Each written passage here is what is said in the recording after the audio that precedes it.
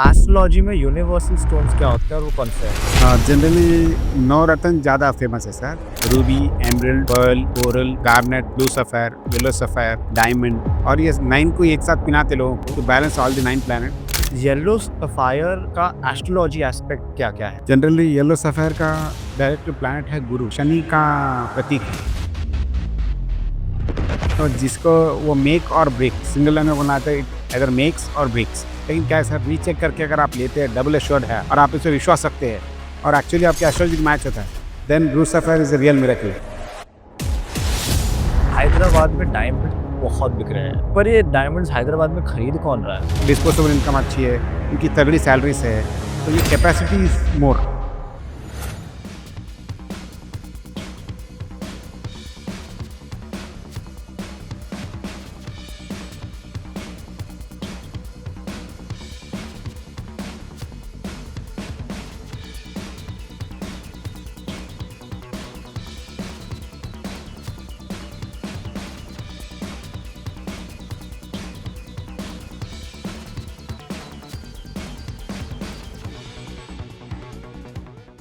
Welcome to Jewelry Insider with Shan Chawla.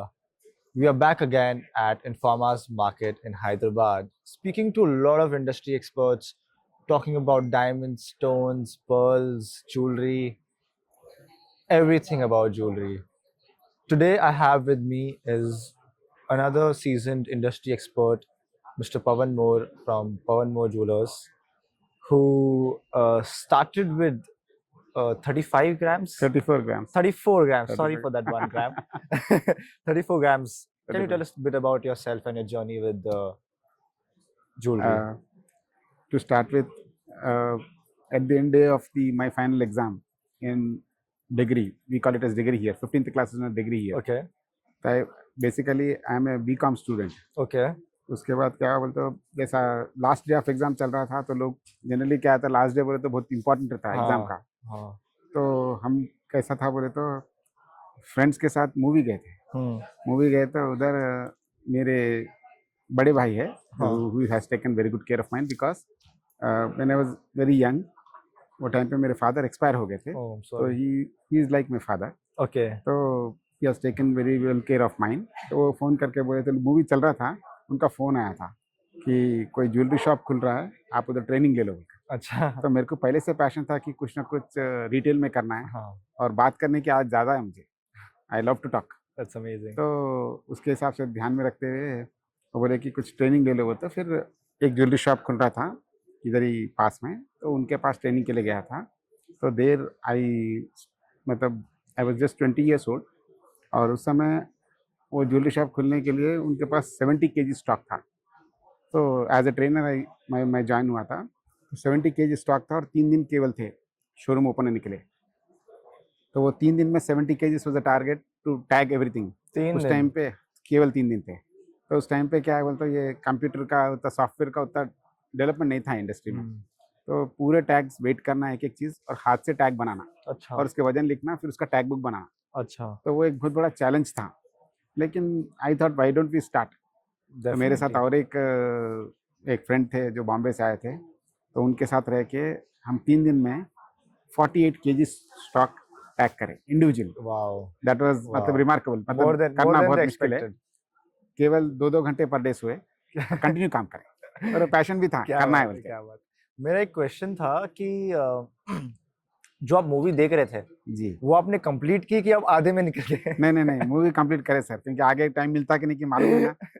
क्योंकि उसके बाद तो टारगेट था। एटलीस्ट आपने वो अपना टाइम ऑफ ले लिया। यस। तो अमेजिंग। फिर उसके बाद कैसा बोल, तो उसके बाद इंडस्ट्री फिर क्या हुआ बोल, तो मैं 2-1.5 साल तक रिटेल सीखा। उसके बाद I join wholesale. Okay. Wholesale join किया जब ये 34 ग्राम्स का विषय आया। ओके. तो फर्स्ट टाइम जब मैं 34 ग्राम्स कारीगर के पास बैठ के बनवा के एक ज्वेलरी शॉप, जैसे जनरली ज्वेलरी शॉप 10:30-11 बजे खुलती इधर। हाँ. तो मेरा इतना उत्साह था कि मैं 8 o'clock चले गया। वो भी 34 ग्राम 7 पैकेट्स, जिप वाले पैकेट्स साथ में रख के कि कहीं गिर तो नहीं जाता, ऐसा डर, एक डर, एक खौफ था अंदर। तो जाके 8 बजे उधर रुक गया था मैं। तो वहाँ वॉचमैन भी ठीक से नहीं बात करता था। तो बोलता था कि 10 बजे आओ, 11 बजे आओ। वो ऐसा थोड़ा बात करता था। तो मैं बोला कि मैं इधर ही बैठ जाता हूँ कहते हुए। बैठ के काफ़ी समय बैठा, फिर उसका 12:30 बजे उनके ओनर आए थे। अच्छा। तो आके फिर मैं अंदर गया। अंदर जाके साहब थोड़ा स्टॉक लाया, होलसेल करता हूँ मैं, थोड़ा स्टॉक लाया। बैग लेकर आओ बोले। मैं बोला बैग तो मेरे पास था नहीं।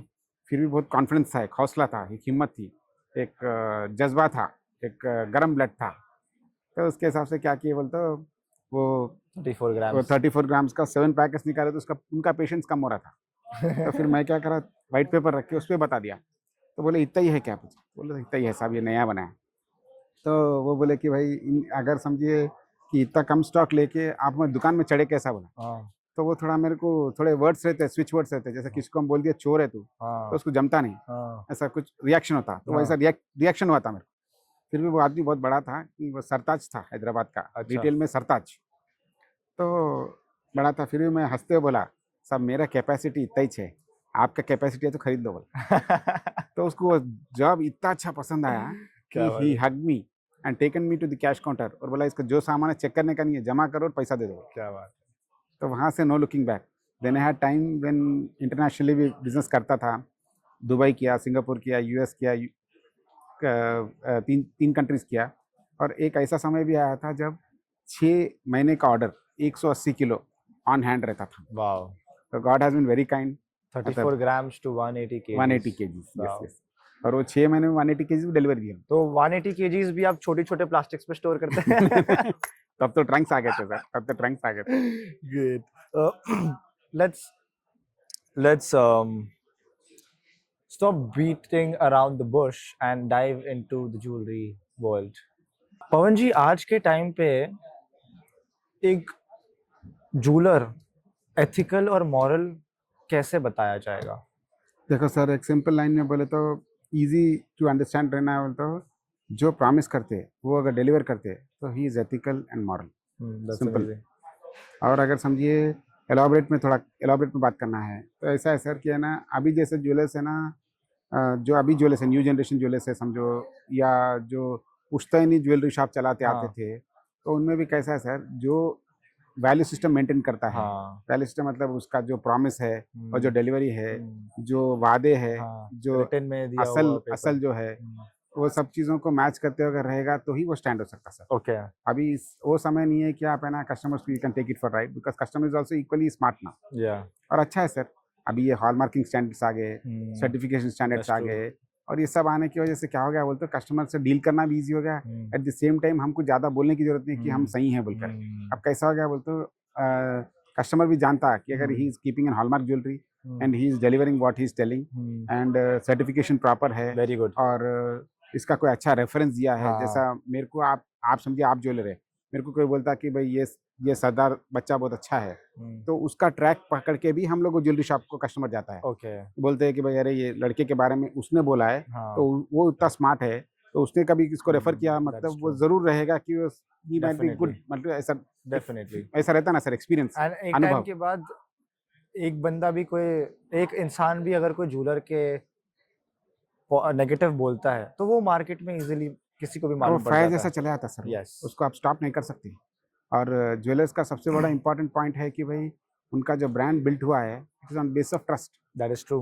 अगर ट्रस्ट खराब हो गया, तो फिर फ्यूचर थोड़ा डिफ़िकल्ट है सर, थोड़ा डार्क रहता है future. A very big investor has this very famous saying: Rome wasn't built in a day, yes, but Hiroshima was destroyed in one day. Yes, yes, yes. So a trust can take many years to be built, but it can be tarnished in one day. Exactly, आप जो बोल रहे हैं exact है sir, That's amazing. कि काफ़ी समय लग जाता है बिल्ट होने के लिए, लेकिन खराब करना तो बहुत ईज़ी है sir. 1 second.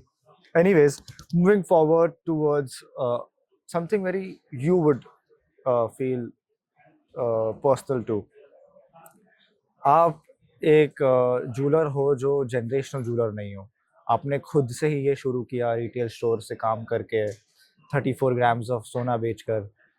So a family jeweller versus a new age jeweller who is not into the generational jewellery family, क्या डिफरेंस होता है? देखो सर, सिंपल बात है कि जो पुश्तैनी ज्वेलर है, फैमिली ज्वेलर है, उसको एक रेडीमेड प्लेटफॉर्म मिलता है Yes. और on basis of which he takes off very easily. Okay. और एक तरह का गुरूर भी रहता है उसको, गुरूर एक घमंड भी रहता है। लेकिन हम जैसा जो नया स्टार्ट Yeah. करते हैं समझो रिटेल में, Mhm. तो वैसा तो हमारे फोर फादर्स भी इनटू दिस बिजनेस थे, हाँ. लेकिन जब हम ये स्टार्ट किए बिजनेस तो हमारा सिंपल थॉट था कि we will do service first.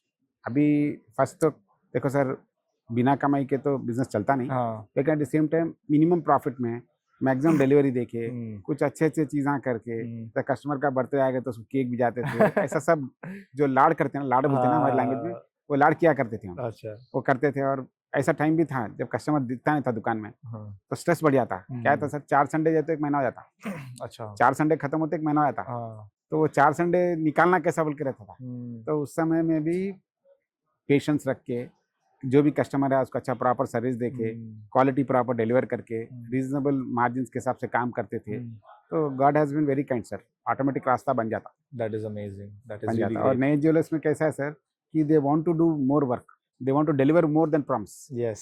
तो ये चीज़ हम फॉलो किए That is थे very उस good. समय। That is I am very talking good. About 2005 when we started retail. That is तो true. उस समय हम लोग यही सोचते थे कि भाई जनरल जो डिलीवरी करते हैं उसमें कोई मज़ा नहीं है सर, वो जनरल है, लेकिन व्हाट एक्स्ट्रा वी कैन ज़्यादा. गिव अब वैसा। what can we तो do? जैसा हम लोग है ना कस्टमर्स को बहुत पैम्पर करते थे, कभी भी कोई आए तो उसको अच्छा हक करना हाँ. या उसके साथ अच्छी बात करना। बायबैक के ऊपर थोड़ी बातें करते हैं.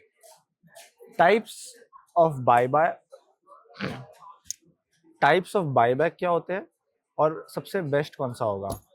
अभी टाइप्स का मतलब एक ही है सर कि है ना, अभी ये बायबैक का जो सब्जेक्ट है वो बहुत इलाबोरेटेड है। तो मैं एक शॉर्टकट में बोलना है तो सिंपल बात ये है कि जैसा कोई कॉर्पोरेट ज्वेलर्स से और ट्रेडिशनल ज्वेलर्स से आप कंपेयर करते हैं तो traditional jewellers are little flexible okay. And more favourable to the customers. Okay. क्योंकि यहाँ ट्रेडिशनल ज्वेलर्स पे क्या है, तो अभी आप कॉर्पोरेट ज्वेलर्स कहीं जाएंगे तो कोई भी चीज़ वापस लेना है बोलते तो उनके पास बहुत सारे हायरार्की सिस्टम है जो फॉलो करना पड़ता है, प्रोसेस है। हमारे लोग के जैसा ज्वेलर्स है तो हम इंस्टेंटली करते। ओके. किसी का अभी एक समय ऐसा भी था, हमारे एक कस्टमर थे, एक छोटा सा इंस्टेंस है, उनकी लड़की को एडमिशन चाहिए था रामचंद्रा यूनिवर्सिटी, मेरे को अच्छा याद है, चेन्नई में। तो उनको लंबी रकम लग रही थी, 1 करोड़ रुपया लग रहा था डोनेशन के लिए। तो रात को 11 बजे फ़ोन करके बोले मेरे को, मेरे पास काफ़ी सोना है पवन, लेकिन हाँ. पैसा नहीं है मेरे पास। हाँ. और मेरे को सुबह 6 बजे फ्लाइट में जाने का है। हाँ. और मेरी बेटी का कल एडमिशन नहीं हुआ तो उसका एडमिशन नहीं होता, and she has an aspiration of becoming a doctor. Okay. तो फिर हम बोले कि सर कोशिश तो करते बोल के, और लकीली मैं 1-2 जगह फ़ोन किया, फ़ोन करके बोला कि ऐसा मेरे पहचान वाले हैं, खाली बॉक्स रख के पैसा दे दो, क्योंकि उसका सुबह 6 बजे का फ्लाइट है। हाँ. और because of our reputation and long standing in Hyderabad, लोग यस करके उनको गोल्ड रख के पैसा भी दे दिए। वाह. तो वो 3:30 बजे मेरे को दोपहर में फ़ोन किया, बोला God will bless you with millions of blessings, ये उसके वर्ड से, That's really with great. Millions Yeah, of that's blessings, really क्योंकि great. मेरी बेटी का एडमिशन हो गया। That is so good. और आज वो लड़की one of the top doctors in USA. Wow, that's amazing. Yeah, ऐसा है, that's तो really देखो great. Thank you ऐसा so होता much to you. नहीं, not at all sir, Yeah, सब that- ऊपर वाले का है और आप जैसे दोस्तों का साथ है। Definitely. हैदराबाद, बैंगलोर और चेन्नई में ज्वेलरी चॉइसेस कैसे डिफर करती है? एक्चुअली कैसा है sir, Chennai is like more of gold market, okay. More of gold market and a good amount of diamond market also. Okay. और चेन्नई में कैसा है वो सर, लोगों के पास सोने में इन्वेस्ट करने के लिए एक एवरी ईयर का बजट है, अच्छा. एवरी ईयर का बजट है, and they are very serious about buying gold. Like gold तो खरीदेंगे गोल्ड तो भैया. खरीदते सर। अच्छा. और कोई उधर क्या है सर, बिग टिकट साइज है। ओके. जैसा मैं जब देखता था करीबन 5-7 साल पुरानी बात बोल रहा हूँ मैं आपको, कि वहाँ कस्टमर कैसा रहता सर, एक कस्टमर आके 600-700 ग्राम 800 ग्राम आम खरीद लेता था। अच्छा. वहाँ क्वांटम बाई है, Okay. क्वांटम बाई है, margins are less in Chennai to the Okay. Jewellers and they buy in huge quantity, they sell in huge quantity. Okay. तो मैं हैदराबाद.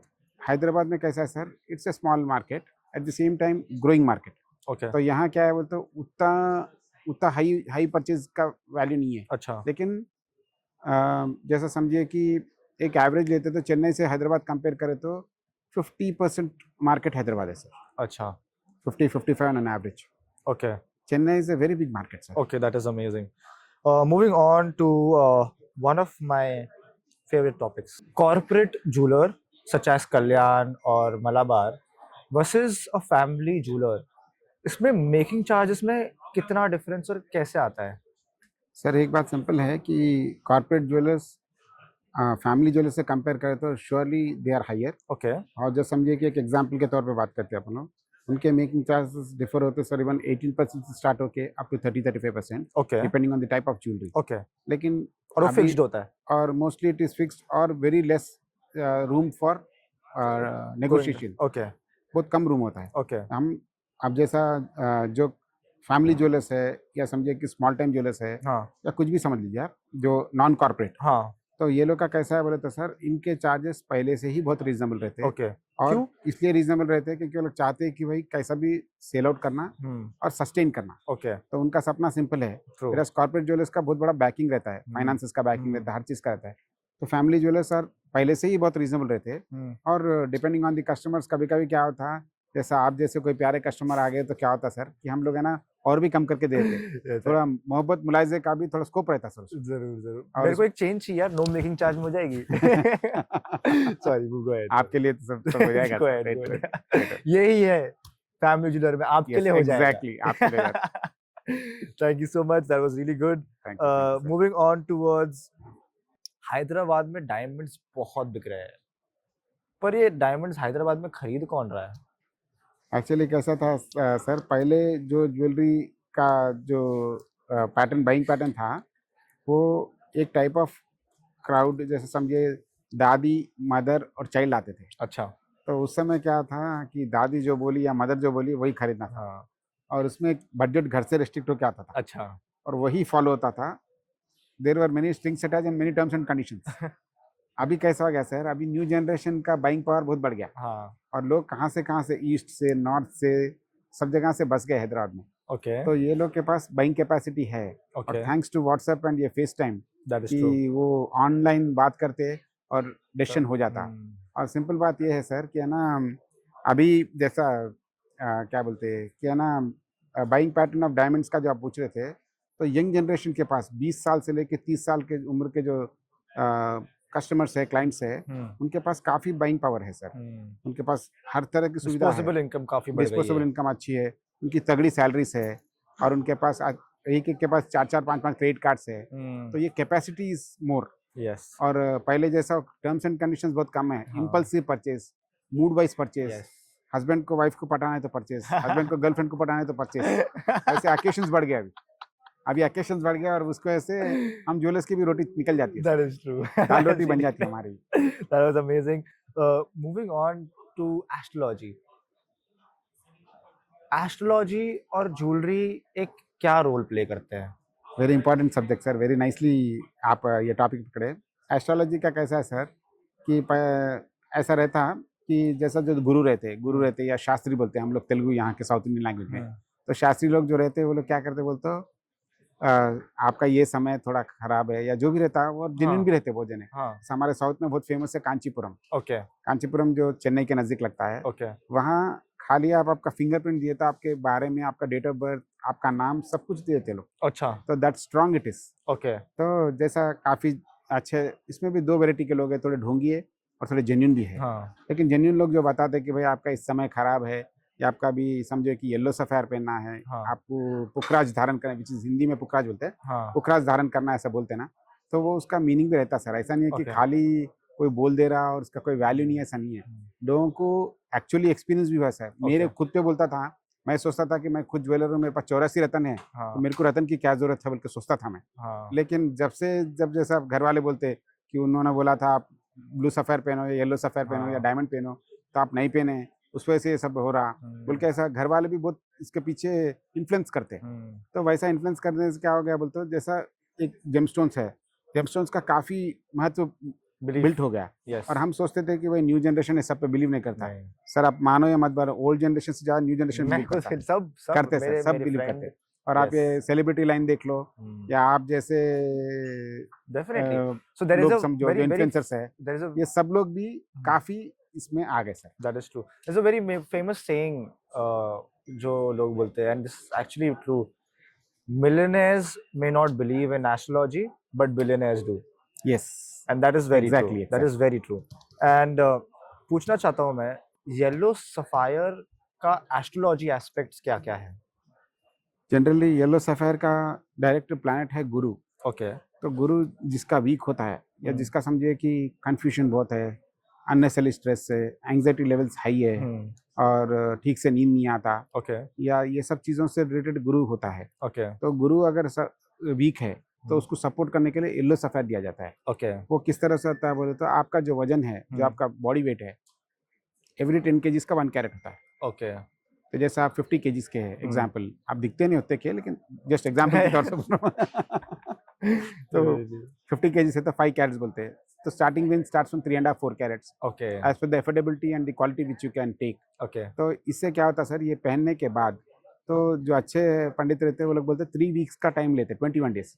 और वास्तव में हमारे पास ऐसे ऐसे स्टोरीज है जहाँ लोग लेकर गए और बाद में उनको अप्रिशिएट किए and they have become big buyers for That is us. amazing. You actually cannot prove spirituality and astrology through logic. It is all belief all belief experience and experience. Experience. Moving on to Blue Sapphire. Blue Sapphire का नाम बहुत खराब है astrologically. Why? Actually क्या है sir, blue sapphire is the most powerful stone. Okay. और इसमें कैसा है बोलते हो, शनि का प्रतीक है। अच्छा. तो जिसको वो मेक और ब्रेक सिंगल लाइन में बोलना आता है, इट एदर मेक्स और ब्रेक्स। Okay.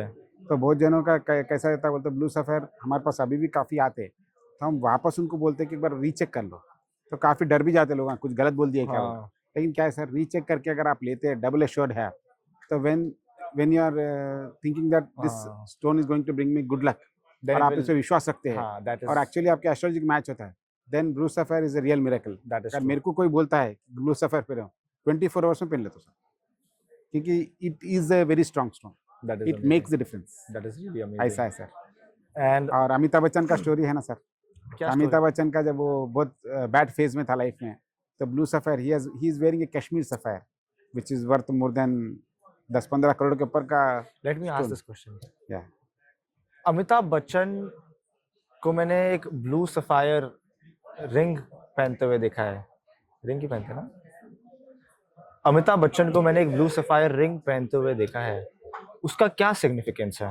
एक्चुअली कैसा है sir, Amitabh Bachchan was going through very bad phase of his life. Okay. तो कांचीपुरम पंडित ने ही बोला था कि ब्लू सफायर पहनने के लिए, और उस वो अमिताभ बच्चन का one of the not the only reason but very supporting this thing was blue sapphire.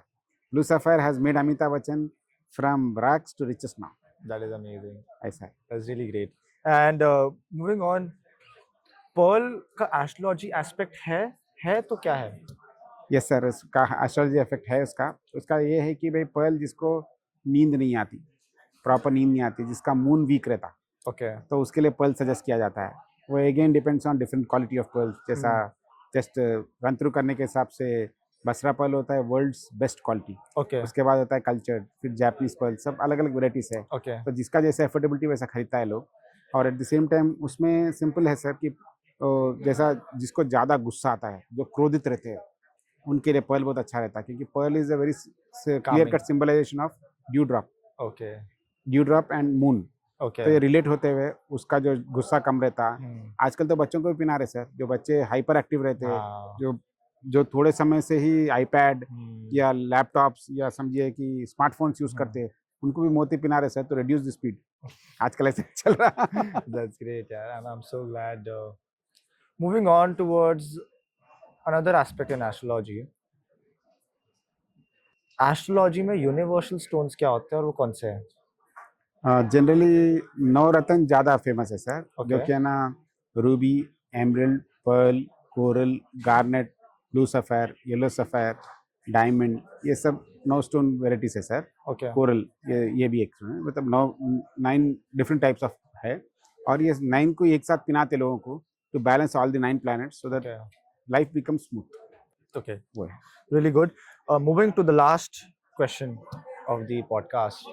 जो ये पर्ल्स होते हैं और कोरल जो होते हैं, जो ज्वेलरी में यूज किए जाते हैं, इसमें क्या ये दोनों चीज सेम है और क्या ये सेम ही जगह से आते हैं? Basically corals are orange in colour, okay.